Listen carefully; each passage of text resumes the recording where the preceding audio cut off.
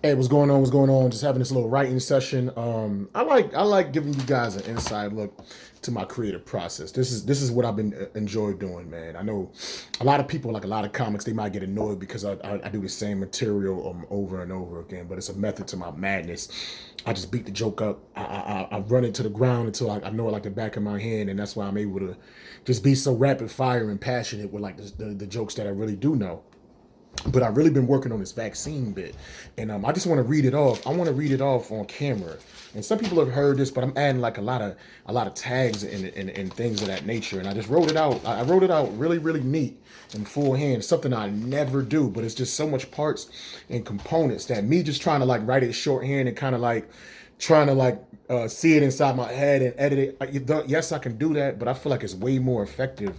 You know what I'm saying? Shout out to like a lot of the OGs that told me about this. I just haven't really been doing it until recently, you know. And I guess you do things until you start to do things, you know, when you feel like it's time to do it. Like one of the first OGs that told me to write longhand was Marshall Brandon told me this. Cool Herm told me this.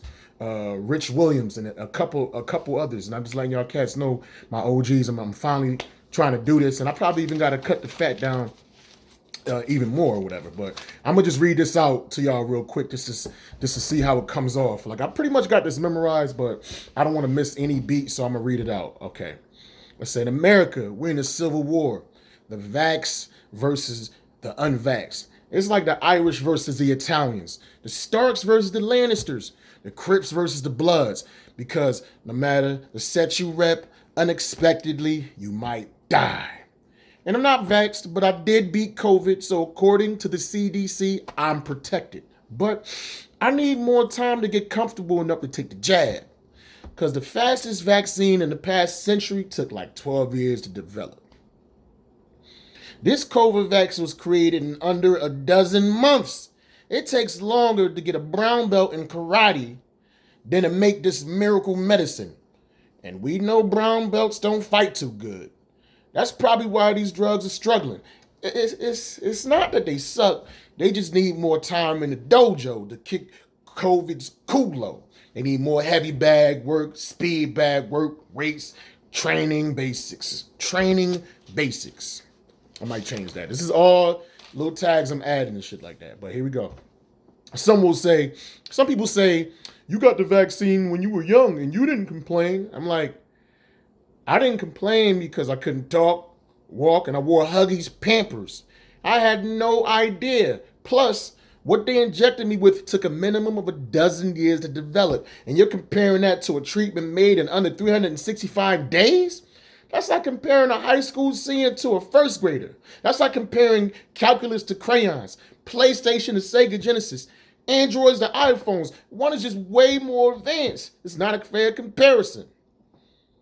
And Pfizer recently got FDA approved, which makes people even more pushy. Like, see, it's approved now. You gotta get the jab, man. Get the jab. Yo, go ahead and get the jab. I'm like, the FDA also approved Baconators, Hennessy, fried Oreos. They regulated cigarettes, Johnson & Johnson's baby powder. Hell, in 2017 alone, the FDA recalled 4,402 drugs and devices. So they don't always hit the mark. And at one point, the Tuskegee experiment was government approved.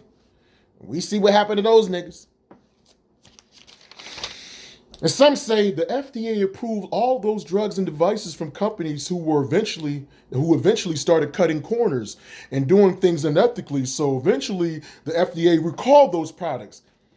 Like, I understand a couple of times, but 4,000 times in 1 year, 4,000 bad products. The FDA seems to be a terrible judge of character. If you purport to be a good man, but you keep choosing holes that wind up being shitty, the common denominator is you. Can you blame folks for being skeptical in your choice of bitches?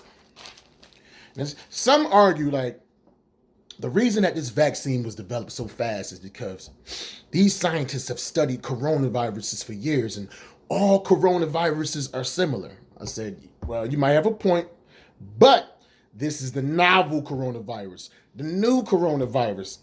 A Buick and a Bugatti, they're similar. They're both cars. But studying a Buick for years ain't gonna make you good at fixing Bugattis. You wouldn't take a Ferrari to a Ford garage. That's why I think this Vax is struggling. We're using a 1930s mechanic mindset on a Starship Enterprise, man. And that's pretty much it. It's a lot. It's still like a lot going on in there. There's still a lot I got to take out or whatever. But I think it got some good punchlines here and there, and it got some interesting things and interesting facts. It's like I'm trying to teach you things that I'm learning, but I'm trying to be humorous at the same time, and it comes off way better, obviously, when I'm on stage and I'm getting the beats and I'm listening to the audience and seeing reactions. But yo, this is my process. You know what I'm saying? Whether some of y'all agree with it or not, I just like giving y'all an inside look in my head of how I come up with my ideas.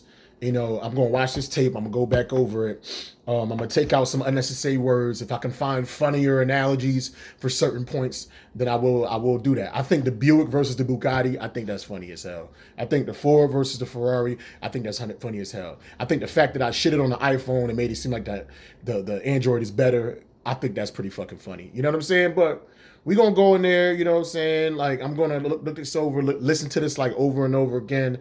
And, all these new tags, like this joke is getting longer and longer. Like if I combine this with my song, this one topic is like almost like 12 minutes. But you know, I feel like I keep it interesting enough, you know what I'm saying? But I'm definitely gonna do like my new tags. I'm gonna work on them tonight, probably at 2 different mics or whatever, just to see how it comes off and how good I could do it. But welcome to an inside look at my world and my writing process. I'm drinking coffee now for some reason, and the shit got me hyper as a mug, but whatever. Anything just to keep me productive, yo. It's about time, man, I unleash the God mode. It's about time that I really fully tap in my potential. I feel like for a long time I've just been hindering myself for various reasons, and you know, it's time to go beyond that. It's time to really show my abilities and you know, what I was meant to do on this planet, man. Like James Taylor said, we are all star children. And if you know about stars, the main purpose of a star is to shine, man. You know what I'm saying? And me just doing this comedy, and it's poetry too. Me doing this comedy and poetry, this is my way of shining on this planet. Until the next writing session, I'm gonna keep doing these. I like this exercise because I'm writing it with my hand. I'm looking at it, I'm reciting it, and I'm recording it, and I'm performing at the same time. So I think this is a really good exercise to kind of get my mind right, so that when I do these shows, you can see like the work that I put in, and you know what I'm saying. You can see how much better it's developing by me taking these extra steps to be that much more efficient and on point, and just have the ability to convey my ideas so people could appreciate what it is that I'm doing. Holla at y'all. # everybody need more green. Deuce.